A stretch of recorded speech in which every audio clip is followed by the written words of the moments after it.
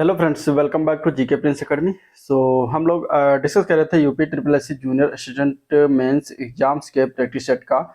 जैसा कि आपको सभी को पता होगा कि इसका एग्जाम जो होना है 29 जून को होना है। ठीक है, तो आपके पास समय ज़्यादा नहीं है, तो जितना से ज़्यादा क्वेश्चन लगाएंगे आपके लिए हेल्पफुल होगा। तो इसमें अगर आप देखें तो ये प्रैक्टिस सेट नंबर 30वां है ओवरऑल, और वैसे इस बुक से देखा जाए तो 5वां प्रैक्टिस सेट है। ठीक है, तो 30वां प्रैक्टिस सेट देखेंगे आज। इसके पहले का अगर आप लोगों ने नहीं देखा है तो चैनल पेज पर जाइए, आपको सभी प्रैक्टिस सेट वहाँ पर मिल जाएंगे। साथ ही साथ इसका प्लेलिस्ट भी बना दिया है, तो वहाँ से जाकर जो है आप देख सकते हैं। ठीक है, प्लेलिस्ट पेज पर जाइएगा, आपको वहाँ से मिल जाएगा। चलिए इस वीडियो को स्टार्ट करते हैं। स्टार्ट करने से पहले अगर आप लोग चैनल पर नए हैं और अभी तक सब्सक्राइब नहीं किया तो चैनल को सब्सक्राइब कर लीजिएगा, साथ ही साथ वीडियो को भी लाइक करते चलिएगा।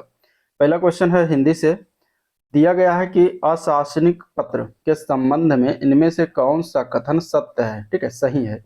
पहला दिया गया है कि संबंधित फाइल पर ही टिप्पणी लिखकर उसे संबंधित मंत्रालय या विभाग को भेजा दिया जाता है। दूसरा, ऊपर मंत्रालय विभाग का नाम, स्थान, दिनांक अन्य पत्रों की तरह ही दिया जाता है। तीसरा है नीचे हस्ताक्षर और पदनाम होता है। चौथा है सभी कथन सत्य हैं या फिर इनमें से कोई नहीं। क्या हो जाएगा इसका आंसर? देखिए, अशासनिक पत्र की बात करेंगे तो इसमें देखिए इसके बारे में जो तीनों बातें कही गई हैं, ये तीनों बातें सही हैं, तो आंसर हो जाएगा डी ऑप्शन। उपयुक्त सभी कथन क्या है? सही है। ठीक है, ये सभी चीजें होती हैं अशासनिक पत्र में, तो ये आपको जानना आवश्यक है। आंसर डी ऑप्शन इसका करेक्ट हो जाएगा। अगला प्रश्न, निविदा सूचना का उद्देश्य क्या होता है? निविदा सूचना जो दिया जाता है इसका उद्देश्य क्या होता है? तो निविदा सूचना की अगर हम बात करेंगे तो सामान की नीलामी करना होगा।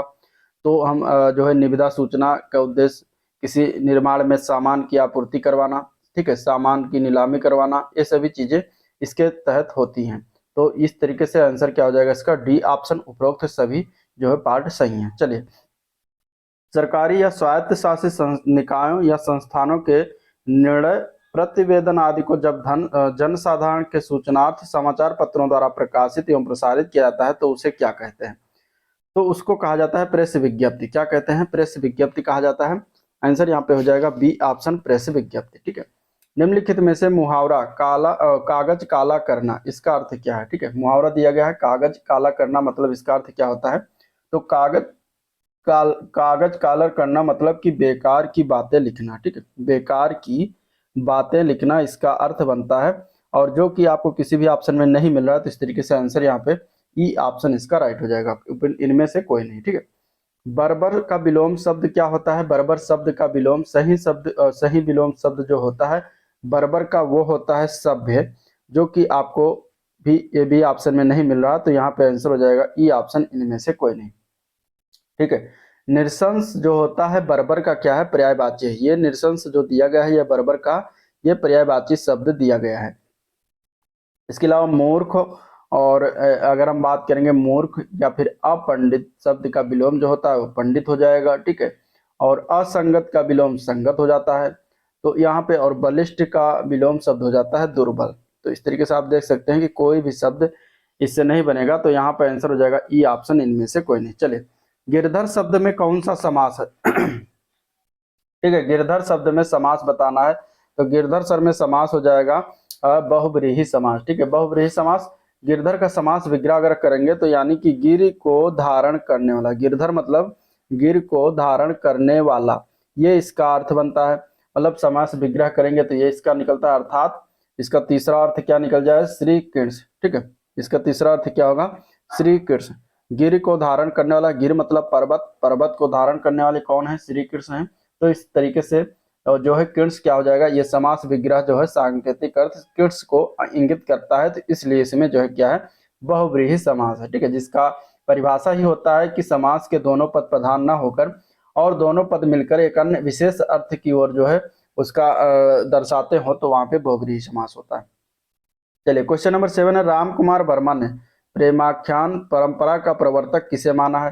राम कुमार वर्मा के द्वारा प्रेमाख्यान परंपरा का प्रवर्तक की अगर हम बात करेंगे तो ये माना है इन्होंने मुल्ला दाऊद को। आंसर सी ऑप्शन इसका करेक्ट है। ठीक है, हिंदी में सूफी काव्य का जो है प्रारंभ मुल्ला दाऊद की रचना इनकी जो किया था चंदायन। ठीक है, चंदायन इनकी रचना है, और चंदायन से ही माना जाता है सूफी काव्य का प्रारंभ। ठीक है, तो यहाँ पे आंसर हो जाएगा इसका सी ऑप्शन राइट। अगले प्रश्न की तरफ बढ़ेंगे। उद्घाटन का संधि विच्छेद क्या होगा? उद्घाटन, उद्घाटन का संधि विच्छेद करेंगे तो उत प्लस घाटन हो जाएगा जो कि दिया गया है बी पार्ट में। ये किस प्रकार की संधि का उदाहरण है? तो ये व्यंजन संधि का उदाहरण। ठीक है, किस प्रकार की संधि का उदाहरण है? ये व्यंजन संधि का उदाहरण है। आंसर बी ऑप्शन करेक्ट हो जाएगा। चलिए अगले क्वेश्चन की तरफ चलेंगे। निम्नलिखित में से सामासिक पद चुनना है। इनमें से सामासिक पद चुनना है। ठीक है, सामासिक पद। सामासिक पद की अगर हम बात करेंगे तो देखिए प्रश्न में दिए गए विकल्प जो है, वायु वेग जो दिया गया है, वायु वेग क्या है? एक सामासिक पद है जिसका समास विग्रह अगर करेंगे तो क्या निकलेगा? वायु के समान वेग। ठीक है, तो यहाँ पे ये हो जाएगा सामासिक पद। किस प्रकार के समास का उदाहरण है? तो ये कर्मधारय समास का उदाहरण हो जाता है, कर्मधारय समास। ठीक है, कर्मधारय समास का उदाहरण। अगला प्रश्न, मेरे हाथ में कलम है, इस वाक्य में कौन सा कारक है? कारक बताइए। कारक की अगर हम बात करेंगे, मेरे हाथ में कलम है, यहाँ पे अगर देखा जाएगा तो अधिकरण कारक है। ठीक है, अधिकरण कारक का परसर्ग क्या होता है? में या फिर पर। तो यहाँ पे में आ गया, तो इस तरीके से आंसर क्या हो जाएगा?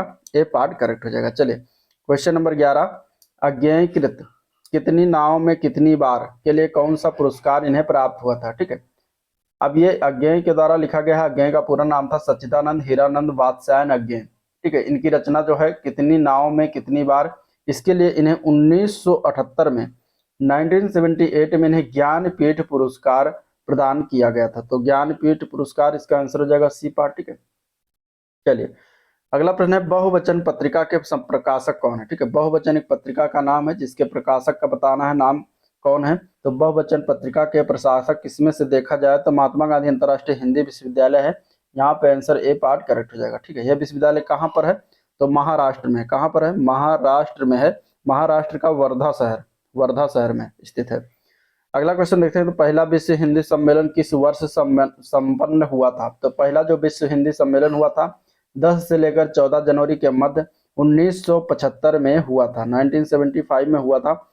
और कहाँ पर आयोजित किया गया था? तो नागपुर में, नागपुर महाराष्ट्र में। तो इस तरीके से आंसर इनमें से कोई नहीं होगा क्योंकि ऑप्शन में कहीं 1975 नहीं दिया गया है।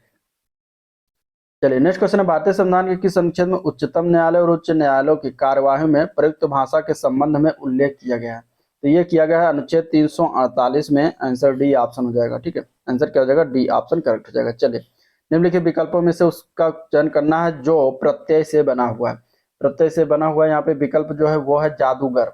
जादूगर में कौन सा प्रत्यय लगा हुआ है? तो गर प्रत्यय लगा हुआ है। ठीक है, तो ये बना हुआ शब्द है, बाकी अन्य नहीं है। तो आंसर यहाँ पे सी ऑप्शन इसका राइट हो जाएगा। अगला प्रश्न है, निम्नलिखित प्रश्न में से दिए गए बताना, विपरीत अर्थ चुनना है। स्वार्थ का विलोम, तो स्वार्थ का विलोम होता है निस्वार्थ। क्या होता है? निस्वार्थ। यहाँ पे बी ऑप्शन इसका करेक्ट हो जाएगा। वरिष्ठ का विलोम क्या होता है? कनिष्ठ। वरिष्ठ का विलोम क्या होता है? कनिष्ठ होता है। ठीक है, और विषाद जो दिया गया इसका विलोम होता है हर्ष। विषाद का क्या होता है? हर्ष होता है। तो ये दोनों भी याद रखिएगा। अगला प्रश्न देखते हैं, क्वेश्चन नंबर 17 है, निम्नलिखित में से बताना है संध विच्छेद इसका। अत्यधिक, अत्यधिक का संध विच्छेद जब करेंगे तो ये हो जाएगा अति प्लस अधिक, जो कि दिया गया है बी पार्ट में। तो बी पार्ट हो जाएगा। ये किसी संधि का उदाहरण है? तो ये यड़ स्वर संधि का उदाहरण है। यड़ स्वर संधि का उदाहरण है अत्यधिक। क्वेश्चन नंबर 18, निम्नलिखित में से बताना है कि सामासिक युग्म पद है। ठीक है, जो इसमें से सबसे उचित युग्म पद है आचार। आचार मतलब आचार का सबसे उचित सामाजिक युग्म पद जो होगा वो होगा विचार। ठीक है, क्या होगा? आचार विचार, इस तरीके से कहा जाता है। आचरण का अर्थ इसमें से अगर देखा जाएगा तो आचरण का अर्थ होता है चरित्र व्यवहार। तो आंसर यहाँ पे बी ऑप्शन इसका राइट है। नेक्स्ट क्वेश्चन, परमार्थ का संधि विच्छेद क्या होगा? परमार्थ, परम पर अर्थ होता है जो कि ए पार्ट में दिया गया है, तो परमार्थ हो जाएगा। यहाँ पे कौन सी संधि है? तो यहाँ पे जो संधि का प्रकार या संधि का उदाहरण वो दीर्घ संधि का उदाहरण है, दीर्घ स्वर संधि का उदाहरण। ठीक है, मैंने यह काम कर लेना, चाहे वाक्य में अशुद्ध अंश बताना है, गलत वाला अंश बताना। तो यहाँ पे अगर देखा जाए तो मैंने शब्द जो लिखा हुआ है ये गलत रूप से लिखा हुआ है। यहाँ पे मुझे का प्रयोग करना चाहिए था, तो ये सही हो जाता। तो यहाँ पे गलती कहाँ की गई है? मैंने में। तो आंसर ए पार्ट हो जाएगा, मैंने। क्वेश्चन नंबर 21 दिया गया है, राजपुत्र में समास कौन सा है? राजपुत्र में समास, राजपुत्र में समास की अगर हम बात करेंगे तो इसका आंसर हो जाएगा डी पार्ट। ये तत्पुरुष समास का उदाहरण। ठीक है, इसका अगर हम विग्रह करते हैं तो निकलता है राजा का, सॉरी राजपुत्र है तो राजा का पुत्र हो जाएगा। इसका समास विग्रह क्या हो जाएगा? राजा का पुत्र हो जाएगा, जिसमें तत्पुरुष समास के अंतर्गत आता है। अगला प्रश्न, ब्राह्मण के संपादक कौन थे? ब्राह्मण, ठीक है, ये ब्राह्मण एक पत्र है, इसके संपादक कौन थे? इसके संपादक का नाम था प्रताप नारायण मिश्र। जो कि अगर हम आप यहाँ पर देखेंगे तो ऑप्शन में नहीं दिया गया है, तो इस तरीके से इसका आंसर क्या हो जाएगा, प्रताप नारायण मिश्र। ठीक है, ये संपादक थे, आंसर हो जाएगा ई पार्ट, इनमें से कोई नहीं। निम्न में से कौन सा शब्द तद्भव नहीं, इनमें से तद्भव शब्द कौन सा इसमें नहीं है। तो यहाँ अगर हम देखें तीखा शब्द तद्भव है, जीभ भी है, ढीठ भी है, लेकिन आदमी शब्द क्या है, तद्भव नहीं होता। आदमी शब्द जो है ये विदेशी शब्द है, जो कि अरबी भाषा का शब्द है। ठीक है, तो इस तरीके से आंसर क्या हो जाएगा, बी ऑप्शन इसका राइट है। अगले प्रश्न में बताना है कि ये किसकी प्रसिद्ध जो है रचना है, उक्त है मोहि तो मेरे कवित्व बनावत। इस ये जो है किसने लिखा हुआ है या किसके द्वारा रचित है, तो ये लिखा गया घनानंद के द्वारा। आंसर यहाँ पे बी ऑप्शन इसकी करेक्ट हो जाएगा। ठीक है, चलिए उर्दू शब्द किस भाषा से लिया गया है, तो उर्दू शब्द जो है ये लिया गया है तुर्की भाषा से। कहाँ से लिया गया है, तुर्की भाषा से शब्द लिया गया शब्द है, तो यहाँ पे आंसर बी ऑप्शन इसका राइट है, जिसका अर्थ होता है शाही शिविर या फिर खेमा। तुर्की भाषा के अन्य शब्द की अगर हम बात करेंगे तो कालीन हो गया, कैंची, कुली, चेचक, ये सभी तुर्की भाषा से लिया गया। तो उर्दू का क्या होता है अर्थ, उर्दू का अर्थ होता है शाही शिविर या फिर खेमा। चलिए मेरठ, सहारनपुर, बिजनौर किस बोली के क्षेत्र के अंतर्गत आते हैं, तो ये तीनों जिले जो हैं ये यहाँ पर खड़ी बोली बोली जाती है। तो आंसर यहाँ पे सी ऑप्शन इसका राइट हो जाएगा, खड़ी बोली। क्वेश्चन नंबर 27 है कहानी नई कहानी। ये किसकी प्रसिद्ध कृत है, मतलब किसने लिखा हुआ है, तो ये लिखा गया है नामवर सिंह के द्वारा। आंसर यहाँ पे डी ऑप्शन इसका राइट हो जाएगा, नामवर सिंह। ठीक है, नामवर सिंह की ये प्रसिद्ध रचना है। इनकी अन्य रचनाओं में एक है छायावाद, इन्होंने लिखा हुआ छायावाद, और कविता के लिए नए प्रतिमान। ठीक है, वाद विवाद, संवाद, ये सभी जो है इनकी अन्य रचनाओं में आती हैं। अगले क्वेश्चन की तरफ चलेंगे, तो क्वेश्चन नंबर 28 है यथार्थ शब्द का विलोम। बताना है यथार्थ शब्द का विलोम क्या होता है, तो यथार्थ शब्द का विलोम होता है आदर्श, जो कि दिया गया है सी पार्ट। तो सी पार्ट इसका करेक्ट हो जाएगा। अगला प्रश्न है इनमें से दुख का पर्यायवाची कौन सा नहीं है। दुख के पर्यायवाची शब्द की अगर हम बात करेंगे तो बी पार्ट हो जाएगा, मोक्ष नहीं होता। ठीक है, बाकी क्लेश, कष्ट, पीड़ा, ये सभी दुख के पर्यायवाची होते हैं। क्वेश्चन नंबर 30 है दक्षिण भारत का, दक्षिण भारत हिंदी प्रचार सभा का मुख्यालय किस शहर में है। ठीक है, तो दक्षिण भारत हिंदी प्रचार सभा का मुख्यालय जो है ये तमिलनाडु राज्य में पड़ता है और चेन्नई शहर। ठीक है, तमिलनाडु राज्य के चेन्नई शहर में पड़ता है, तो यहाँ पे आंसर डी ऑप्शन इसका करेक्ट है। ठीक है, चलिए अब क्वेश्चन हम देखेंगे जो कि होगा रीजनिंग का क्वेश्चन। हिंदी का कंप्लीट हो गया है, वीडियो को लाइक, चैनल को सब्सक्राइब करना है। चलिए 31 नंबर क्वेश्चन है कि दी गई श्रृंखला में निम्नलिखित में से कौन सी संख्या प्रश्न चिन्ह के स्थान पर आएगी। अब इसी के अनुसार हमें बताना है कि अगला जो है अंक जो है कौन आएगा। तो 14 से अगर हम 15 जाएंगे तो +1 कर देंगे, 15 से 30 जाते हैं तो यहाँ पे गुणे 2 करते हैं तो 15 29 हो जाता है। फिर इसके बाद +3 करेंगे, 30 3 33 हो जाएगा, और 33 में हम क्या करेंगे, गुणे 4 करेंगे तो 132 हो जाएगा। 132 में फिर हम +5 जोड़ेंगे तो 137 हो जाएगा। 137 में अगर हम गुणे 6 करते हैं तो 822 प्राप्त होता है। इसके बाद अगला क्रम कौन सा आएगा, अब देखिए 1 2 3 4 5 6 चल रहा है, एक प्लस हो रहा है, गुणा हो रहा है, प्लस हो रहा है, गुणा हो रहा है, प्लस हो रहा है, गुणा हो रहा है, तो यहाँ पे हम क्या करेंगे, प्लस करेंगे, तो +7 कर देंगे तो 822 और 7 829। तो हमारा आंसर क्या हो जाएगा, 829 प्राप्त हो जाएगा, जो कि हमारा ए पार्ट में दिया गया है, तो ए पार्ट इसका करेक्ट हो जाएगा। ठीक है, चलिए क्वेश्चन नंबर 32 दिया गया है कि इसमें बताना है कि अगले स्थान पर कौन सा आएगा, प्रश्न चिन्ह के स्थान पर। यहाँ पर भी श्रृंखला है 19 से 27 हम कैसे जाएंगे, तो देखिए 19 से 27 अगर हम जाते हैं तो 8 की वृद्धि करते हैं। ठीक है, फिर 27 से 54 अगर हम जाते हैं तो +27 की वृद्धि करते हैं, और 54 से 118 आएंगे तो +64 की वृद्धि करेंगे, और 64 से 243 कब होगा, जब हम +125 करेंगे। ठीक है, तो आप यहाँ पे देख पा रहे होंगे कि 8 27 64 25 ये किसी का वर्ग है, किसका है, किसी का क्यूब है। किसका क्यूब है, तो 8 जो है वो 2 का क्यूब है, 27 जो है 3 का क्यूब है। ठीक है, इसके बाद 64 जो है वो 4 का क्यूब है, 125 जो है 5 का क्यूब है। तो इस तरीके से आप देख सकते हैं कि 2 3 4 5 का क्यूब करके उसको जोड़ा गया है। तो यहाँ पे जो अगला नेक्स्ट होगा उसमें हम क्या करेंगे, 6 का क्यूब करेंगे, तो 6 का 36, 6 का 216 जोड़ देंगे। तो यहाँ पे अगर हम 243 में 216 जोड़ेंगे तो हमारा आंसर निकल के आ जाएगा 459। तो इस तरीके से आंसर क्या हो जाएगा, 459, जो कि दिया गया है डी पार्ट, तो डी पार्ट करेक्ट हो जाएगा। ठीक है, चलिए अगला प्रश्न है निश्चित कूट भाषा में सू को 47 लिखते हैं तो उसी भाषा में हेलमेट को क्या लिखा जाएगा। तो जिस प्रकार अगर हम इसका प्लेस वैल्यू निकालते हैं, ठीक है, इसका पहले हम प्लेस वैल्यू निकालेंगे, सू के जितने भी अक्षर हैं उनका तो निकालते हैं। अब यहाँ पे अगर हम देखें, ठीक है, तो सू का हमें जो दिया गया है वो 47 दिया गया है। तो SHOE ये दिया गया है, इसका 47। तो S का कितना प्लेस वैल्यू होता है? S का होता है 19, H 8 होता है, O 15 होता है, E 5 होता है। अब इसको हम क्या करेंगे? 19, 8, 15, 5, ये चार अगर इसको हम जोड़ देते हैं तो जोड़ने पर हमें क्या प्राप्त हो जाता है? 47 प्राप्त हो जाता है। तो इसी प्रकार हम क्या करेंगे? HELMET जो दिया गया है यहाँ पे देख सकते हैं, तो इसको हम क्या करेंगे? इनके प्लेस वैल्यू को जोड़ेंगे। तो H का कितना होता है? 8 होता है, E का कितना होता है? 5 होता है, ठीक है। L 12, M 13, E 5, T 20, इसको हम सभी को जोड़ेंगे। क्या करेंगे? जोड़ेंगे, ठीक है। तो 20 5 25 और 12 13 25, 50, 5 55 और 8 5 13 63। तो 63 हमारा यही आंसर हो जाएगा। इस प्रकार आंसर क्या हो जाएगा? 63 हो जाएगा, जो कि बी पार्ट में दिया गया है, तो बी पार्ट इसका करेक्ट हो जाएगा। चलिए अगले क्वेश्चन की तरफ चलेंगे। 34 नंबर क्वेश्चन है, जो कि दिया गया है यहाँ पे कि कोई प्लेट मग नहीं है और कथन दिया गया है, और कुछ मग मेज है, ये कथन है। और इसके अनुसार निष्कर्ष बताना है। पहला निष्कर्ष है सभी प्लेटों के मेज होने की संभावना है, और दूसरा है कि कुछ मेज मग नहीं है। अब ये दोनों निष्कर्ष क्या है, इस कथन के अनुसार सही है या गलत है, ये बताना है, ठीक है। तो पहले हम बनाएंगे आरेख बनाएंगे।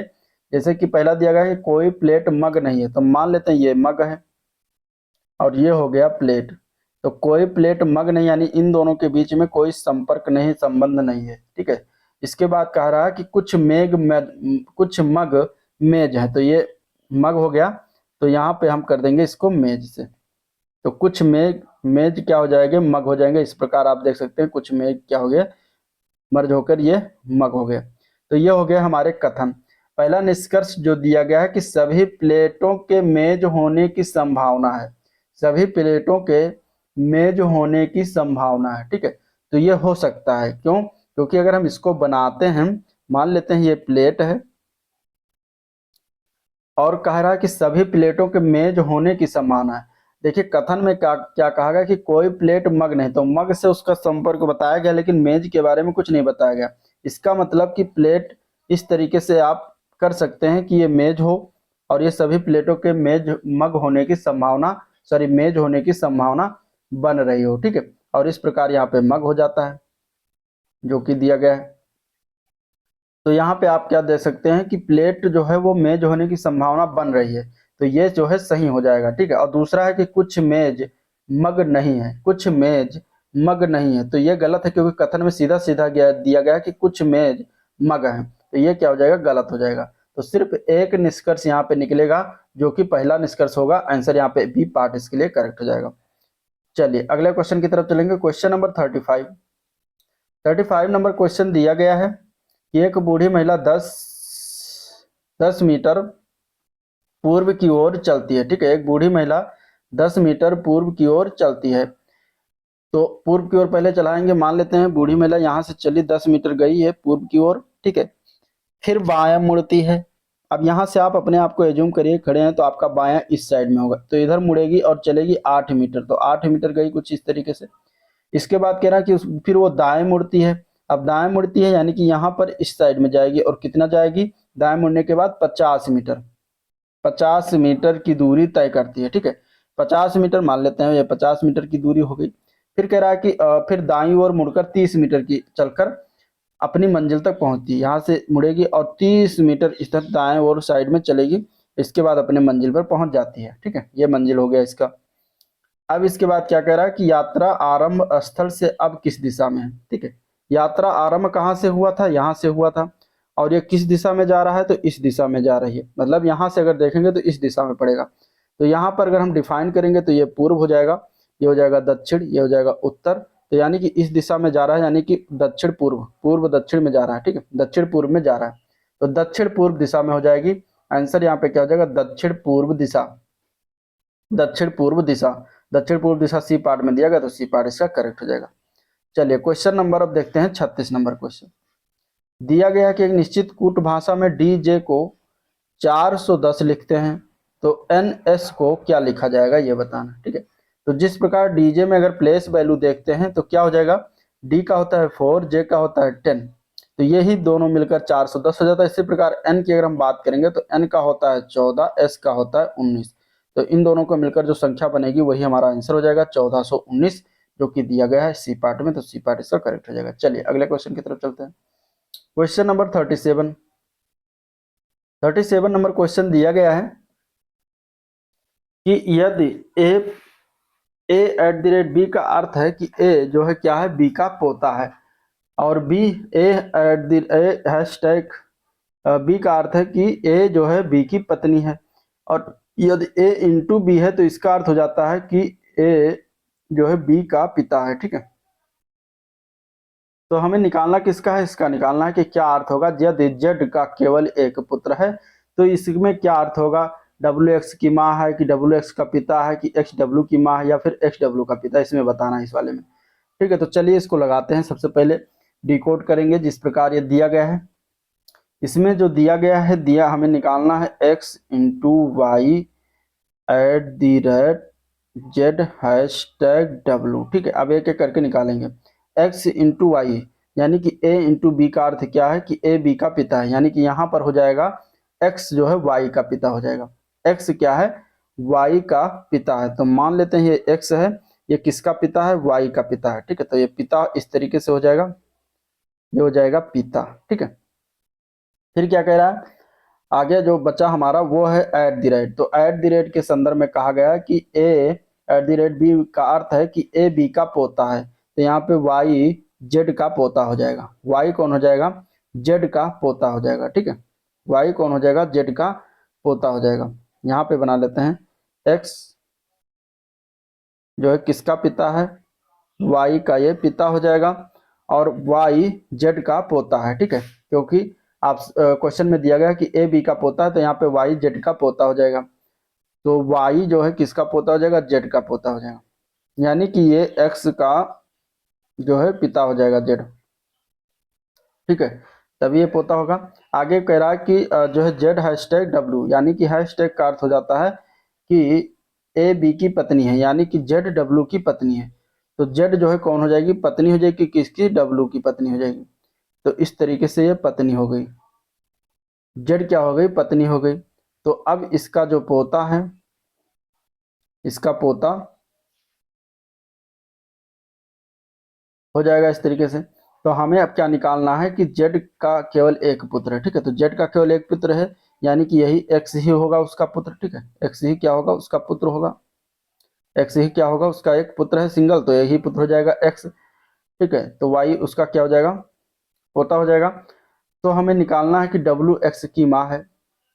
क्या डब्ल्यू एक्स की माँ है, एक्स की माँ है, तो एक्स की माँ नहीं है, जेड माँ है, तो यह गलत हो जाएगा। ठीक है, जेड माँ है।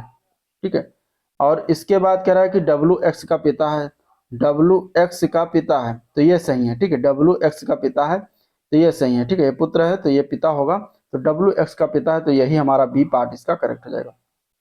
चलिए क्वेश्चन नंबर 38 नंबर क्वेश्चन है, दी गई श्रृंखला दिया गया x F you I R L और इसके बाद ओ ओ, फिर आगे वाला बताना है कि क्या होगा। ठीक है, तो देखिए अगर x से u जाते हैं तो कितना जाएंगे, -3 जाएंगे। u से अगर r जाते हैं तो यहाँ पर भी -3, r से o जाते हैं तो -3, तो o में भी हम -3 करेंगे तो हमारा प्राप्त हो जाएगा l। ठीक है, और इसी प्रकार अगर f से i जाते हैं तो +3 करते हैं। ठीक है, और i से l जाते हैं तो यहाँ पर भी +3 करते हैं, और L से O आते हैं तो +3 करेंगे, तो ऊपर हमारा +3 हो जाएगा O में, तो हमारा क्या हो जाएगा, O में जब +3 करेंगे तो R हमें प्राप्त होगा। तो एल आर हमारा फाइनली आंसर हो जाएगा, एल आर। तो आंसर यहाँ पे बी ऑप्शन इसका करेक्ट है। ठीक है, चलिए क्वेश्चन नंबर 39 के घन से 4 आयतफल की बनाने के लिए उसे न्यूनतम कितनी बार काटने की आवश्यकता है। तो मान लेते हैं कोई एक ये घन हो गया। ठीक है, ये घन है और इसको क्या किया जा रहा है, 4 आयतीय फलक बनाने के लिए हम कितनी बार काटेंगे। तो सबसे पहले तो एक कट तो इस तरीके से मार सकते हैं एक्स एक्स डैश पर, और एक कट इस तरीके से वाई वाई डैश पर मार सकते हैं। ठीक है, अक्ष पर। तो इस प्रकार हमारा जो है क्या हो जाएगा, ये 4 फलकी में कन्वर्ट हो जाएगा। एक तो हमारा ये बन जाएगा ये पोर्शन, एक ये पोर्शन, एक ये पोर्शन और एक ये पोर्शन, तो 4 पोर्शन बन जाएगा, यानी कि इसको हमें 2 बार काटने की आवश्यकता है। ऑप्शन में अगर देखेंगे तो नहीं दिया गया है, तो इन्हीं में से कोई नहीं इसका राइट आंसर हो जाएगा। चलिए अगले क्वेश्चन की तरफ चलेंगे। क्वेश्चन नंबर 40 दिया गया है कि एक निश्चित कूट भाषा में, ठीक है, BELOW को लिखा जाता है ASPIF। तो इसमें हमें पहले संपर्क ज्ञात करना, तभी अगला हम निकाल पाएंगे। तो बी से अगर हम F जाते हैं, ठीक है, यहाँ से अगर देखते हैं बी से F जाएंगे तो ये जाएगा +4, ठीक है। फिर E से अगर हम I आते हैं, E से I आएंगे तब भी +4, ठीक है। फिर L से S आएंगे तब भी +4, और L से P आएंगे तब +4 होगा। L से P आएंगे +4, इसके बाद आएगा O से S तो +4, और W से फिर हम A आएंगे तो +4। तो इस प्रकार हम देख रहे हैं कि +4 करके विपरीत पहले वाली संख्या लास्ट में, लास्ट वाली संख्या पहले लिखेंगे, और इस तरीके से लिखते चले जाएंगे। तो इसी प्रकार हम ब्लड को भी कर लेंगे। ब्लड जो दिया गया है इसमें +4 करेंगे, तो D में +4 करेंगे, तो D में +4 करेंगे तो हमारा हो जाएगा D, 4 होता 4 8 तो H हो जाएगा, ठीक है। फिर O में +4 करेंगे, तो O में +4 करेंगे तो हमारा S प्राप्त होगा। इसी प्रकार इसमें भी +4 होगा तो हमारा S प्राप्त होगा। फिर L में +4 करेंगे तो L में +4 12 4 16 P हो जाएगा, और B में फिर +4 करेंगे तो हमारा हो जाएगा F हो जाएगा। तो आंसर हमें प्राप्त हो जाएगा HSSPF जो कि दिया गया है डी पार्ट में दिया गया, तो डी पार्ट इसका करेक्ट हो जाएगा। चलिए क्वेश्चन नंबर 41 नंबर क्वेश्चन है, दिया गया कि एक निश्चित कूट भाषा में हम लिखते हैं मैनेजर, MANAGER, मैनेजर को हम लिखते हैं GANARME, ठीक है, इस प्रकार हम लिखते हैं। तो हमें उसी भाषा में ऑफिसर को कैसे लिखेंगे, तो देखिए यहाँ पे अगर हम इसका वैल्यू 1 2 3 में कर देते हैं, जैसे 1 2 3 4 5 6 7 में, तो यहाँ पे आप देख सकते हैं कि किस तरीके से को नोट किया गया है। तो G मतलब 5 यहाँ पर हो गया, ठीक है। ए 4 है, और इसके बाद तो 4 यहाँ पर कर दिया गया, ठीक है। N 3 है, ठीक है, 3 के जगह 5 4 3 कर दिया गया। फिर इसके बाद A तो 2 हो गया, फिर R 7, फिर 1, फिर 6, इस प्रकार पलटा गया है। तो यहाँ पे हम ऑफिसर को भी ऐसे ही लिखेंगे, ऑफिसर, ठीक है। 1 2 3 4 5 6 7 ये हो गया। अब इसी प्रकार हम इसको कन्वर्ट करके लिखेंगे, जैसे कि सबसे पहले 5 वाला लिखेंगे C हो जाएगा, फिर लिखेंगे 4 वाला मतलब I हो जाएगा, फिर 3 वाला F हो जाएगा, फिर इसके बाद 3 के बाद 2 आएगा, 2 फिर F हो जाएगा, फिर इसके बाद आएगा 7, 7 जो है हमारा R है, फिर इसके बाद आएगा 1 O है, फिर इसके बाद आएगा 6, 6 हमारा E है, तो E हो जाएगा। तो इस प्रकार ये हमारा आंसर प्राप्त हो जाएगा, जो कि 41 का A पार्ट करेक्ट हो जाएगा, ठीक है। अगला प्रश्न, क्वेश्चन नंबर 42 नंबर क्वेश्चन है कि कथन दिया गया, निष्कर्ष दिया गया, कथन के अनुसार निष्कर्ष को सही बताना, इसमें से क्या सही हो जाएगा, ठीक है। तो सबसे पहले हम वेन आरेख बनाएंगे। कथन में है सभी SR है, तो मान लेते हैं ये S हो गया, और ये क्या है, ये R हो गया, सभी SR हो गया। कोई ZS नहीं है, कोई ZS नहीं है, मतलब Z का इनसे कोई रिलेटेड नहीं, S मतलब यहाँ पर है, तो इससे जो है कोई रिलेशन नहीं है, कोई ZS नहीं है, ठीक है। ये हो गया हमारा कथन। अब दिया गया है कि कुछ ZS, कुछ SZ नहीं है, कुछ SZ नहीं है। तो सबसे पहली बात कथन में कह दिया गया है कि कौन सा कोई दूर दूर तक नाता नहीं है, तो कुछ ZS नहीं है, यानी कि कुछ Z का कोई ZS नहीं है, तो यहाँ पे ये सही हो जाएगा, कुछ ZS नहीं है तो सही है, ठीक है। फिर है कि कुछ RZ नहीं है, तो कुछ R जो है Z नहीं होंगे, क्योंकि कुछ RZ जो है क्या है, नहीं होंगे, तो यहाँ पे क्या हो जाएगा, ए भी सही हो जाएगा, ठीक है। अब फिर है कोई RS नहीं है, तो ये गलत है, क्योंकि कुछ R ऐसा है, कुछ R क्या है, ऐसा है, तो ये गलत हो जाएगा। तो क्या है, पहला और दूसरा सही जा रहा है, बाकी सभी गलत हैं, तो आंसर हो जाएगा ए पार्ट। निष्कर्ष 1 निष्कर्ष 2 दोनों कथन के अनुसार सही है। 43 नंबर क्वेश्चन है, दिया गया निश्चित कूट भाषा में दीपक को 3 लिखा गया है, और इसके बाद फिर MEME को 2 लिखा जाता है, तो हमें बताना क्या है कि PLAIN को क्या लिखा जाएगा, ठीक है, ये बताना है। तो देखिए दीपक में अगर हम देखें, तो दीपक में स्वरों की संख्या अगर देखते हैं, यहाँ पे क्या लिखा गया है, स्वरों की संख्या 1 2 और 3, तो 3 स्वरों की संख्या इसलिए 3 लिख दिया गया। MEM में भी 2 स्वर हैं, तो इसलिए 2 लिख दिया गया। तो यहाँ पे हम क्या करेंगे, इसमें स्वरों की संख्या गिनी गई है, तो प्लेन में कितनी स्वर हैं, 2 स्वर हैं, तो 2 हो जाएगा इसका राइट आंसर, ठीक है। इस प्रकार ये क्वेश्चन बी पार्ट करेक्ट हो जाएगा। अगला क्वेश्चन है कि बताना संबंध, आगे जो संबंध है वो किस प्रकार संबंध सही होगा। जैसे जिस प्रकार इसका संबंध है इस प्रकार इसका संबंध है, तो आगे जो है इसका किस प्रकार संबंध होगा कि क्वेश्चन मार्क की जगह पे आ जाए। तो के टी एम जो लिया गया है के टी एम, फिर जी ओ जी, इसका संबंध अगर देखते हैं तो के से अगर जी जाते हैं तो -4 करेंगे, टी से ओ आएंगे तो -5 करेंगे, और एम से जी आएंगे तो हम क्या करेंगे, -6 करेंगे, यानी -4 5 6 घटाया गया है।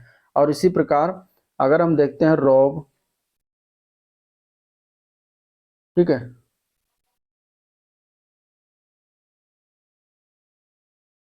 वी जे एन, तो इसमें हम क्या करेंगे, वी जे एन में इसमें हम क्या करेंगे, +4 करते चलेंगे और +6 कर देंगे, यहाँ पर +5 कर देंगे, और यहाँ पे हम करेंगे +4, तो हमारा आंसर निकल के आ जाएगा। तो बी में +6 करेंगे तो बी आ जाएगा, ये हो जाएगा ओ, ये हो जाएगा आर, तो हमारा आंसर हो जाएगा आर ओ बी। आंसर क्या हो जाएगा, R O B, C part इसका राइट हो जाएगा। चलिए अगले क्वेश्चन की तरफ बढ़ेंगे। क्वेश्चन में लुप्त संख्या ज्ञात करनी है, 13 14 27 41, ठीक है, 13 14 27 41 68, आगे वाली क्वेश्चन संख्या बताना क्या हो जाएगी, अगली संख्या क्या होगी इसमें बताना, ठीक है, सीरीज में। तो इसमें देखिए अगर हम 13 से 14 जाते हैं, 13 से 14 अगर हम जाते हैं तो इनको हम क्या करेंगे, दोनों को अगर हम जोड़ते हैं 13 + 14, तो 13 + 14 अगर जोड़ते हैं तो हमारा आ जाता है 27, ठीक है, और 27 और 41 को अगर जोड़ते हैं तो हमें प्राप्त होता है 68, ठीक है। तो हम क्या करेंगे, और ऊपर अगर देखें तो 14 + 27 को अगर हम जोड़ेंगे तो हमें प्राप्त होता है 41, और 41 + 68 को अगर हम जोड़ देंगे तो हमें अगली संख्या प्राप्त हो जाएगी जो कि होगा 109। तो इस प्रकार यहाँ पे ये श्रृंखला लगाया गया है, 109 इसका राइट आंसर हो जाएगा, ए पार्ट इसका करेक्ट, ठीक है। चलिए अगला क्वेश्चन अब देखेंगे, 46 नंबर क्वेश्चन होगा जो कि हमारा जीएस से होगा, ठीक है, रीजनिंग हो गया समाप्त। चलिए, निम्नलिखित में से किस राज्य ने हाल ही में समान नागरिक संहिता यानी कि यूनिफॉर्म सिविल कोड जो है विधेयक पारित किया है, ये किस राज्य के द्वारा किया गया ये बताना है। तो आंसर क्या हो जाएगा इसका, क्वेश्चन नंबर 46, तो ये हुआ है उत्तराखंड राज्य के द्वारा। उत्तराखंड में सर्वप्रथम इसको जो है पारित किया है विधेयक। तो आंसर सी ऑप्शन इसका करेक्ट है। कब पारित हुआ, 7 फरवरी 2024 को, ठीक है, ये पारित किया गया उत्तराखंड सरकार के द्वारा। उत्तराखंड विधानसभा ने समान नागरिक संहिता विधेयक को पारित कर दिया। तो और ये किस भारतीय संविधान के किस अनुच्छेद में दिया गया, तो अनुच्छेद 44 में ये बातें कही गई हैं। चलिए अगले क्वेश्चन की तरफ बढ़ेंगे। क्वेश्चन नंबर है 47, कटीले वन तथा झाड़ियां भारत के किन भागों में पाए जाते हैं। तो कटीले वन और झाड़ियां उन क्षेत्रों में पाए जाएंगे जहां पर 70 सेंटीमीटर से कम वर्षा होगी, ठीक है, 70 सेंटीमीटर से कम वर्षा जहां पर होगी वहां पे कटीले वन और झाड़ियां पाई जाएंगी। तो आंसर क्या हो जाएगा, उत्तरी पश्चिमी क्षेत्र इसका राइट आंसर हो जाएगा, ठीक है। उत्तरी पश्चिमी क्षेत्र जो कि आता है आपका गुजरात हो गया, राजस्थान है, छत्तीसगढ़ है, मध्य प्रदेश है, उत्तर प्रदेश के कुछ क्षेत्र है, हरियाणा के अर्ध शुष्क क्षेत्र इसमें सम्मिलित आते हैं। ब्रिटिश भारत के अंतिम गवर्नर जनरल कौन थे। ब्रिटिश भारत के अंतिम गवर्नर जनरल का नाम था कैनिंग, ठीक है, क्या नाम था, कैनिंग था, ठीक है, कैनिंग जो था अंतिम गवर्नर जनरल था। और इसका कार्यकाल जो था 1856 से लेकर 62 तक रहा था ये। और इसी कार्यकाल के दौरान भारत सरकार अधिनियम 1858 जो है पारित किया गया था। नेक्स्ट क्वेश्चन है, मणिपुर का याओसंग उत्सव जो है कितने दिनों तक मनाया जाता है। याओसंग उत्सव पहली बात कहाँ पर मनाया जाता है, तो मणिपुर में मनाया जाता है। कितने दिन तक मनाते हैं, तो 5 दिनों तक ये उत्सव चलता है। सी पार्ट करेक्ट हो जाएगा, ठीक है। ये फरवरी मार्च की पूर्णिमा के अवसर पर 5 दिन मनाया जाता है। चलिए अगला प्रश्न देखते हैं। क्वेश्चन नंबर 50 है, द इनहेरिटेंस ऑफ लॉस, ये पुस्तक किसके द्वारा लिखी गई है। तो ये पुस्तक लिखा गया है किरण देसाई के द्वारा। आंसर यहाँ पे सी ऑप्शन इसका करेक्ट है, ठीक है। भारतीय संविधान के अनुसार अनुच्छेद 25 से लेकर 28 तक जो है क्या प्रावधान करते हैं। तो भारतीय संविधान के जो भाग 3 है, भाग 3 में अनुच्छेद 25 से लेकर 28 तक इसमें धर्म के स्वतंत्रता संबंधित जो है चीजें बातें बताई गई जो कि ये मूल अधिकार के अंतर्गत आती हैं। तो आंसर डी ऑप्शन इसका करेक्ट हो जाएगा, ठीक है। नेक्स्ट क्वेश्चन है, निम्नलिखित में से किस ग्रह को भोर का तारा भी कहा जाता है। कौन सा ग्रह है जिसको भोर का तारा ग्रह कहते हैं, तो वो है शुक्र। शुक्र ग्रह को भोर का तारा कहा जाता है। और अगर हम बात करेंगे, शुक्र जो है एक स्थलीय ग्रह के रूप में वर्गीकृत है तथा समान आकार और द्रव्यमान के कारण पृथ्वी को उसको जुड़वा बहन भी कहा जाता है। नेक्स्ट क्वेश्चन देखते हैं, मानक जनगणना परिभाषा के अनुसार मुख्य श्रमिक वो व्यक्ति है जो एक वर्ष में कम से कम कितने कार्य करता है, कितने दिन कार्य करता है। तो एक वर्ष में कम से कम वो 183 दिन कार्य करता है तो उसको मुख्य श्रमिक कहा जाता है, व्यक्ति है, ठीक है। 6 महीने से कम या फिर 183 दिन। नेक्स्ट क्वेश्चन, भारत में वित्तीय वर्ष की अवधि कितनी है? भारत में वित्तीय वर्ष की अवधि जो है प्रत्येक वर्ष 1 अप्रैल से प्रारंभ होता है और अगले वर्ष 31 मार्च तक चलता है। तो आंसर बी ऑप्शन इसके लिए राइट हो जाएगा। चलिए अगला क्वेश्चन देखते हैं। क्वेश्चन नंबर 55 है, प्रधानमंत्री आवास योजना शहरी किस केंद्रीय मंत्रालय के द्वारा शुरू की गई थी? तो ये शुरुआत किया गया था आवास और शहरी मामलों के मंत्रालय के द्वारा। तो आंसर यहाँ पे ए पार्ट इसका राइट हो जाएगा, ठीक है। क्वेश्चन नंबर 56 है, इन जानी मानी भारतीय संगीत से जुड़ी शख्सियत को पहचाने। वर्ष 2011 में Guinness book of world record ने आधिकारिक तौर पर उन्हें संगीत इतिहास में सबसे अधिक गाने रिकॉर्ड करने वाली कलाकार के रूप में नामित किया था, और कौन थी? तो वो थी Asha Bhosle. Answer C option इसका राइट हो जाएगा। राष्ट्रीय विज्ञान दिवस किस तिथि को मनाते हैं? राष्ट्रीय विज्ञान दिवस जो है ये अगर हम देखा जाए तो 28 फरवरी दिन इसको चुना गया है इसके लिए, ठीक है। 28 फरवरी ऑप्शन में नहीं दिया गया है तो ई पार्ट हो जाएगा, इनमें से कोई नहीं, ठीक है। 28 फरवरी जो क्यों मनाया जाता है? तो नोबेल पुरस्कार विजेता थे सर सीवी रमन। इन्होंने रमन इफेक्ट की खोज किया था 28 फरवरी 1928 को ही, इसलिए प्रत्येक वर्ष इन्हीं महान आविष्कार की याद में जो है मनाया जाता है राष्ट्रीय विज्ञान दिवस। चलिए, बायोसिया का कौन सा संस्करण वर्ष 2024 में आयोजित किया गया? तो वो संस्करण था 21वां। आंसर बी ऑप्शन इसका राइट हो जाएगा, ठीक है। 26 से लेकर 28 फरवरी 2025 के मध्य सबसे बड़ा एशिया का सबसे बड़ा जीव विज्ञान और स्वास्थ्य देखभाल सम्मेलन 21वां संस्करण जो है कहाँ पर आयोजित हुआ है? हैदराबाद में। हैदराबाद में आयोजित किया गया। बेरी बेरी रोग जो है निम्नलिखित में से किसकी कमी से होता है? तो बेरी बेरी जो रोग है विटामिन B1 की कमी से होता है। आंसर ए पार्ट इसका राइट हो जाएगा, ठीक है। निम्नलिखित में से बताना है कि धौलावीरा एक प्राचीन शहर किस राज्य में स्थित है? धौलावीरा जो है ये स्थित है गुजरात राज्य में, ठीक है। आंसर डी ऑप्शन इसका राइट हो जाएगा। पश्चिमी भारत के गुजरात राज्य में कच्छ जिले के भचाऊ तालिका में जो है ये पड़ता है। निम्नलिखित में से किस मुगल शासक ने आलमगीर विश्व विजेता की उपाधि धारण किया था? ठीक है, तो कौन सा था? तो यहाँ पे आंसर हो जाएगा बी पार्ट, औरंगजेब था। औरंगजेब इसका राइट आंसर हो जाएगा। औरंगजेब जो था इसका जो कार्यकाल था 1658 से बना था बादशाह, और 1707 ईस्वी तक ये रहा था, ठीक है। तो इसने आलमगीर की उपाधि धारण की थी, और ये आलमगीर की जो ताज था की उपाधि से इसे दिल्ली में जो है ताज पहनाया गया था। चलिए, निम्नलिखित में से कौन सा राष्ट्रीय उद्यान महाराष्ट्र में स्थित नहीं? इनमें से नवेगांव, गुगामल, तडोबा, बांधवगढ़। तो यहाँ पे अगर देखेंगे तो महाराष्ट्र राज्य में स्थित इसमें से कौन सा नहीं हो जाएगा? तो वो हो जाएगा सी पार्ट, बांधवगढ़ राष्ट्रीय उद्यान जो है वो महाराष्ट्र राज्य में नहीं पड़ता है, ठीक है। तो आंसर क्या हो जाएगा? सी ऑप्शन इसका करेक्ट है। भारतीय मसाला बोर्ड का मुख्यालय कहाँ पर स्थित है? भारतीय मसाला बोर्ड का मुख्यालय जो है ये केरल में स्थित है। तो आंसर यहाँ पे क्या हो जाएगा? ए पार्ट हो जाएगा, केरल, कोच्चि। केरल के कोच्चि में भारतीय मसाला बोर्ड का स्थापना कब की गई थी? 1987 में। 1897 में रामकृष्ण मिशन की स्थापना किसने किया था? रामकृष्ण मिशन की स्थापना जो है ये स्वामी विवेकानंद के द्वारा किया गया था। सी पार्ट इसका करेक्ट हो जाएगा। 1897 में। मुख्यालय इसका बेलूर मठ, मुख्यालय क्या है? बेलूर मठ, जो कि ये हावड़ा पश्चिम बंगाल में है, ठीक है। कहाँ पर है? हावड़ा पश्चिम बंगाल में पड़ता है। तो याद रखिएगा, आंसर इसका सी ऑप्शन राइट है। चलिए, क्वेश्चन नंबर 65 है, भारत के किसी भी राज्य का एक प्रमुख कौन होता है? तो भारत की किसी भी राज्य का प्रमुख जो होता है वो प्रमुख राज्यपाल होता है। आंसर डी ऑप्शन इसका राइट है। अब चलेंगे क्वेश्चन जो होगा कंप्यूटर से क्वेश्चन होंगे, ठीक है। MS वर्ड में पहले से मौजूद डॉक फाइल को खोलने के लिए निम्नलिखित में से किस कीबोर्ड शॉर्टकट का प्रयोग किया जाता है? तो कौन सा कीबोर्ड शॉर्टकट है? तो वो है Ctrl+O, ठीक है। Ctrl+O का प्रयोग करते हैं। आंसर डी ऑप्शन इसके लिए राइट है, ठीक है। क्रोम ब्राउजर में डाउनलोड विंडो खोलने के लिए निम्नलिखित में से किस कीबोर्ड शॉर्टकट का प्रयोग करते हैं? तो इसके लिए हम प्रयोग करेंगे Ctrl+J, ठीक है। क्या प्रयोग करेंगे? Ctrl+J का प्रयोग किया जाएगा। Ctrl+D से जो है उपयोग बुक मार्क को जोड़ने के लिए करते हैं। Alt+D जो दिया गया इसका प्रयोग जो है प्रेजेंट में जो खुला हुआ वेब पेज है उसके लिंक को सिलेक्ट करने के लिए करते हैं। अगला क्वेश्चन है, www का आविष्कार किसने किया था? वर्ल्ड वाइड वेब का आविष्कार किया गया था टिम बर्नर्स-ली के द्वारा। आंसर ए पार्ट इसका राइट हो जाएगा, ठीक है। शुरुआत इसकी 1989 में हुई थी। 1989 में इसकी शुरुआत हुई थी। CERN CERN में हुआ था, ठीक है। चलिए, क्वेश्चन नंबर 69 है, MS वर्ड के संबंध में निम्नलिखित में से कौन सा कथन असत्य है, मतलब कि गलत है इनमें से? तो इसमें से अगर ए पार्ट देखेंगे तो एक टेबल में सम संख्या में पंक्तियां और स्तंभ हो सकते हैं, बिल्कुल सही है ये। ठीक है। दूसरा है कि एक टेबल में विषम संख्या में पंक्तियां और स्तंभ हो सकते हैं, ये भी सही है। एक टेबल में स्तंभों की संख्या पंक्तियों की संख्या से अधिक नहीं हो सकती, तो ये गलत है, ये गलत है।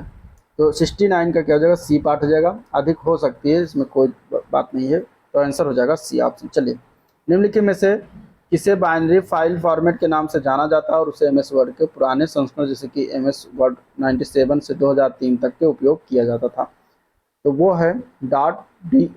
ठीक है, .doc जो कि ये बाइनरी फाइल फॉर्मेट के नाम से जाना जाता है। ठीक है, अभी जो नए वर्जन का एक्सटेंशन है वो क्या है, .docx। चलिए अगला क्वेश्चन, एमएस एक्सेल वर्कशीट में जब आप A1 सेल को सिलेक्ट करते हैं तो शिफ्ट की दबाते हैं, फिर C5 सेल पर क्लिक करते हैं, तो कुल कितने सेल जो है सिलेक्ट होंगे। तो यहाँ पे अगर देखा जाए तो 71 की अगर बात करेंगे तो डी पार्ट हो जाएगा, कुल 15 जो है सेल क्या होंगे, सिलेक्ट होंगे, तो आंसर क्या हो जाएगा, डी ऑप्शन हो जाएगा। ठीक है, एमएस एक्सेल फार्मूला का परिणाम क्या होगा, इसका परिणाम बताना है, तो इसका परिणाम देख लीजिएगा, यहाँ पे आंसर इसका सही है 0.25। ठीक है, वो sorry 0.5, answer B option right है। चलिए, निम्नलिखित में से कौन सा कथन सत्य है, 73। तो यहाँ पे अगर देखा जाए ए पार्ट, तो एक ईमेल आईडी हमेशा अद्वितीय होती है, मतलब यूनिक ईमेल आईडी सभी का अलग अलग होता है, तो ये कथन सही है। हमें सही वाला ज्ञात करना था, तो ए पार्ट ही सही। बाकी देख लेते हैं, ईमेल आईडी में अपर केस और लोअर केस अक्षर के एक साथ नहीं हो सकते हैं, जो कि गलत है। ठीक है, ये क्या है, गलत है। अपर केस लोअर केस हो सकते हैं एक साथ। ठीक है, ईमेल आईडी में हमेशा लोअर केस छोटे अक्षर इस्तेमाल किया जाता है, इसमें बड़े अक्षर का प्रयोग नहीं किया जाता। ठीक है, ईमेल आईडी में डॉट का प्रयोग नहीं किया जाता है, गलत है, डॉट का प्रयोग करते हैं। ईमेल आईडी में आमतौर पर केस सेंसिटिव होती है, तो ईमेल आईडी सेंसिटिव नहीं है, तो कोई किसी को भी ईमेल आईडी बता सकते हैं, पासवर्ड सेंसिटिव होता है, ईमेल आईडी नहीं होता। ठीक है, चलिए 74 नंबर क्वेश्चन देखेंगे। एमएस एक्सेल वर्कशीट में सेल में संख्याओं का डिफ़ॉल्ट जो हॉरिजॉन्टल अलाइनमेंट है वो क्या होता है। हॉरिजॉन्टल अलाइनमेंट की अगर हम बात करेंगे तो ये होता है राइट। ठीक है, क्या होता है, राइट होता है। आंसर इसका हो जाएगा सी ऑप्शन करेक्ट है। निम्नलिखित में से कौन सा कथन सत्य है, 75। पहला कथन है कि एमएस वर्ड में 18 पॉइंट फॉन्ट साइज लगभग 0.5 इंच के बराबर होती है। दूसरा है एमएस वर्ड में एक पैराग्राफ में 24 पॉइंट से अधिक का अंतराल नहीं हो सकता। तो यहाँ पे अगर देखेंगे तो केवल दूसरा ही सही है, पहला वाला कथन गलत है। पहला वाला कथन गलत है, क्योंकि 18 पॉइंट फॉन्ट साइज लगभग 0.25 इंच के बराबर होती है, यहाँ पर 0.5 दिया गया, इसलिए गलत हो जाएगा। ठीक है, अगला क्वेश्चन है 76 है, इंटरनेट पर एक होस्ट दूसरे होस्ट को फाइल ट्रांसफर करने के लिए निम्नलिखित में से किस प्रोटोकॉल का उपयोग किया जाता है। तो इसके लिए प्रयोग करते हैं FTP। FTP का फुल फॉर्म ही होता है फाइल ट्रांसफर प्रोटोकॉल, तो इसका इस्तेमाल करते हैं, आंसर बी ऑप्शन हो जाएगा। ठीक है, अगला प्रश्न है एमएस सेक्शन में किसी सेल में फार्मूला है, ये इसका परिणाम क्या आएगा, तो इसको आप देख लीजिएगा, यहाँ पे इसका आंसर बता दे रहे हैं, 2 हो जाएगा, आंसर बी पार्ट करेक्ट है। चलिए, एमएस वर्ड डॉक्यूमेंट में क्लिपबोर्ड कंटेंट को पेस्ट करने के लिए निम्नलिखित में से किस शॉर्टकट की का प्रयोग किया जाता है। तो इसके लिए हम प्रयोग करते हैं Ctrl+V का प्रयोग। ठीक है, Ctrl+V से क्या हो जाता है, शॉर्टकट की प्रयोग करेंगे जो पेस्ट हो जाएगा। Ctrl+Z से क्या हो जाएगा, अंडू हो जाएगा। Ctrl+X से क्या हो जाएगा, कट हो जाएगा। ठीक है, Ctrl+C से क्या हो जाएगा, कॉपी होता है।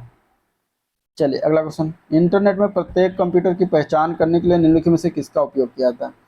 तो प्रत्येक कंप्यूटर की पहचान के लिए उनका एक IP एड्रेस होता है। ठीक है, इंटरनेट प्रोटोकॉल एड्रेस होता है, जो कि एक विशिष्ट जो है IP पता होता है जिससे संबंध होता है, प्रत्येक कंप्यूटर का अलग अलग होता है। क्वेश्चन नंबर 80, क्वेश्चन नंबर 80 है, एमएस एक्सेल के निम्नलिखित में से किस फीचर्स का उपयोग उसी रो या कॉलम के बगल के सेल के कंटेंट को तुरंत कॉपी और पेस्ट करने के लिए किया जाता है। तो ये हो जाएगा फिल हैंडल, आंसर यहाँ पे बी ऑप्शन इसका करेक्ट हो जाएगा, फिल हैंडल। ठीक है, अगला प्रश्न है, निम्न राज्यों में से कौन ट्यूबवेल सिंचाई के क्षेत्र में सर्वोच्च है। इनमें से ट्यूबवेल सिंचाई में सर्वोच्च स्थान पर अगर देखा जाए तो उत्तर प्रदेश आता है। नलकूप सिंचाई के स्थान पर पहले नंबर पर कौन आ जाता है, उत्तर प्रदेश आ जाता है, आंसर ए पार्ट करेक्ट है। चलिए क्वेश्चन नंबर 82, निम्नलिखित में से कौन सा सम्मिलित नहीं है सही। कोयल या कोयल प्रदेश जो था आज के वर्तमान में अलीगढ़ के रूप में जाना जाता है। महोत्सव नगर आज के वर्तमान में महोबा के नाम से जाना जाता है। ठीक है, और इसके अलावा अन्य है महोदय श्री। महोदय श्री जो है किस नाम से जाना जाता है आज के डेट में, वर्तमान में, तो कन्नौज। जेजाग भुक्ति आज किस नाम से जाना था, कौशाम्बी दिया गया, जो कि गलत है। जेजाग भुक्ति जो है इस क्षेत्र के अंतर्गत वर्तमान जो है बुंदेलखंड क्षेत्र अंतर्गत आता था। ठीक है, बुंदेलखंड क्षेत्र आता था, तो गलती कहाँ पर की गई है, डी पार्ट में की गई है, तो डी पार्ट ही हो जाएगा। निम्नलिखित में से कौन सा युग में सम्मिलित नहीं है, शहर और विशेषता। वाराणसी जो है संस्कृति एवं धर्म का विशेषता है, यहाँ पे धर्म का प्रतीक है, ठीक है, वाराणसी। लखनऊ जो है प्रदेश की राजधानी है। झांसी औद्योगिक केंद्र है, तो झांसी औद्योगिक केंद्र के लिए प्रसिद्ध नहीं है, तो यहाँ पे हो जाएगा सी पार्ट ही, क्योंकि गलत वाला बताना है। झांसी एक ऐतिहासिक शहर व पर्यटक स्थल है। बाकी मुरादाबाद पीतल नगरी के नाम से जाना जाता है, तो ये भी सही है, तो आंसर हो जाएगा आपका सी ऑप्शन। चलिए अगला प्रश्न, काष्ठ नक्काशी घरेलू उद्योग के लिए, काष्ठ नक्काशी मतलब लकड़ी पर जो नक्काशी का काम होता है, ठीक है, उसके लिए उत्तर प्रदेश का कौन सा नगर फेमस है, तो लकड़ी पर काम के लिए घरेलू उद्योग जो है ये फेमस है, सहारनपुर में किया जाता है। आंसर बी ऑप्शन इसका राइट है, ठीक है। सहारनपुर को कैपिटल ऑफ वुड क्राफ्ट के नाम से भी जाना जाता है। निम्नलिखित में से किसका जन्म आगरा में हुआ था, इंपॉर्टेंट क्वेश्चन है, इस तरीके से क्वेश्चन बन रहे हैं अभी फिलहाल में लेटेस्ट में। तो इनमें से किसका जन्म जो हुआ था आगरा में हुआ था 85 में, तो यहाँ पे अगर देखिए मीर जो दिए गए हैं, मीर तकी मीर खुदा ए सुखन मोहम्मद तकी इनका नाम है, और इसके अलावा मिर्जा गालिब का नाम सुना होगा, ठीक है, मिर्जा गालिब इन दोनों का जन्म कहाँ पर हुआ था, आगरा में हुआ था, ठीक है। मीर तकी मीर खुदा ए सुखन मोहम्मद तकी और मिर्जा गालिब, ये दोनों का जन्म आगरा में हुआ है। इसके अलावा अमीर खुसरो का जन्म एटा में हुआ है, ठीक है, एटा जिले के पटियाली गांव। और फिराक गोरखपुरी इनका पूरा नाम है, जो कि इनका जन्म गोरखपुर जिले में हुआ है, ठीक है। तो ये सभी चीजें याद रखिएगा, इसमें पूछा जा सकता है। नेक्स्ट क्वेश्चन, निम्नलिखित में से किस नगर में राजकीय ललित कला अकादमी स्थित है, तो ये उत्तर प्रदेश की राजधानी लखनऊ में स्थित है। कहाँ पर स्थित है, उत्तर प्रदेश की राजधानी लखनऊ में, जो गोमती नदी के किनारे बसा हुआ प्यारा सा शहर है, तो यहाँ पर स्थित है, और आंसर इसमें हो जाएगा ई पार्ट, इनमें से कोई नहीं, ठीक है। कब स्थापना की गई थी, तो 1962 में, ये भी याद रखिएगा। चलिए अगले क्वेश्चन की तरफ चलेंगे। मिलान करना है कि उद्योग और केंद्र है, लकड़ी के खिलौने कहाँ पर बनाए जाते हैं, तो ये बनता है वाराणसी में। खेल के सामान कहाँ पर बनाया जाता है, तो ये मेरठ में बनाया जाता है। पीतल की मूर्तियाँ कहाँ बनती हैं, तो ये मथुरा में बनती हैं। दिया सिलाई उद्योग का कारखाना जो लगा हुआ है, ये बरेली में लगा हुआ है। तो इस प्रकार ये मिलान हो जाएगा, आंसर यहाँ पे डी पार्ट से है। चलिए अगला क्वेश्चन, उत्तर प्रदेश का सबसे पुराना, ये पिछले वाले भी प्रैक्टिस सेट में आया है, पता नहीं क्या इसमें बार बार दे देते हैं। इसका आंसर हो जाएगा इलाहाबाद विश्वविद्यालय, आंसर बी ऑप्शन करेक्ट है। चलिए नेक्स्ट क्वेश्चन, लखनऊ महानगर के संबंध में निम्नलिखित कथनों पर विचार करना है। पहला दिया है कि 18वीं सदी के उत्तरार्ध में नवाब आसिफउद्दौला ने नगर को नियोजित तरीके से विकसित किया गया था, और दूसरा है ब्रिटिश काल में सर हरकोट बटलर ने इसके सुगठित विकास पर ध्यान दिया। ये लखनऊ के बारे में दो चीजें हैं, आगे और भी है। तीसरा नंबर है कि महानगर की कुल भूमि के 23% भाग पर रिहायशी क्षेत्र पाया जाता है। अब इसमें बताना तीनों कथनों में से कौन सा सही है। तो अगर हम बात करेंगे पहले और दूसरे की, तो वो सही हो जाएगा, तीसरा गलत है। जो रिहायशी क्षेत्र जो बताया गया 23% भाग पर, ये गलत है। ये पाया जाता है 55% से अधिक भाग पर, 55% से अधिक भाग पर, तो ये गलत हो जाएगा, बाकी दो सही है। अगले क्वेश्चन की तरफ चलेंगे, क्वेश्चन नंबर 90। उत्तर प्रदेश की कौन सी जनजात दीपावली को शोक के रूप में मनाती है, शोक के रूप में दीपावली को वो जनजात तो है थारू जनजात मनाती है। आंसर क्या हो जाएगा इसका, जो है डी ऑप्शन इसका करेक्ट है, डी ऑप्शन क्या है, करेक्ट है। चलिए उत्तर प्रदेश में केंद्रीय विश्वविद्यालय की संख्या कितनी है, तो केंद्रीय विश्वविद्यालय की संख्या वर्तमान में देखा जाए तो टोटल 6 है, आंसर बी ऑप्शन करेक्ट है, ठीक है। चलिए नेक्स्ट क्वेश्चन, उत्तर प्रदेश में प्रथम दुग्ध सहकारी समिति की स्थापना कब हुआ थी, कहाँ पर हुई थी, तो ये इसकी स्थापना किया गया था प्रयागराज इलाहाबाद में, आंसर डी ऑप्शन हो जाएगा 1917 में। कटरा सहकारी दुग्ध समिति इलाहाबाद की स्थापना इलाहाबाद में हुआ था, इसका नाम था, ठीक है। तो आंसर क्या हो जाएगा, डी ऑप्शन करेक्ट है। नेक्स्ट क्वेश्चन है, निम्नलिखित में से कौन सा सुमेलित नहीं है। नोएडा सॉफ्टवेयर एवं सूचना प्रौद्योगिकी से संबंधित है। सीतापुर प्लाईवुड उद्योग से लिए जाना जाता है। गोरखपुर खेलकूद के सामान बनाने का उद्योग, और वाराणसी रेशम उद्योग के लिए जाना जाता है। इसमें से कौन सा एक गलत किया गया, गलत जो है वो सी पार्ट है। गोरखपुर जो दिया गया खेलकूद के सामान बनाने के लिए उद्योग फेमस है, तो ये गलत है। खेलकूद का सामान का उद्योग जो है ये मेरठ में, ठीक है, कहाँ पर है, मेरठ में, बाकी सारे सही हैं। और गोरखपुर की अगर हम बात करें तो गोरखपुर में डिस्पोजेबल सिरिंज एवं टेराकोटा के लिए भी प्रसिद्ध है, तो ये याद रखिएगा।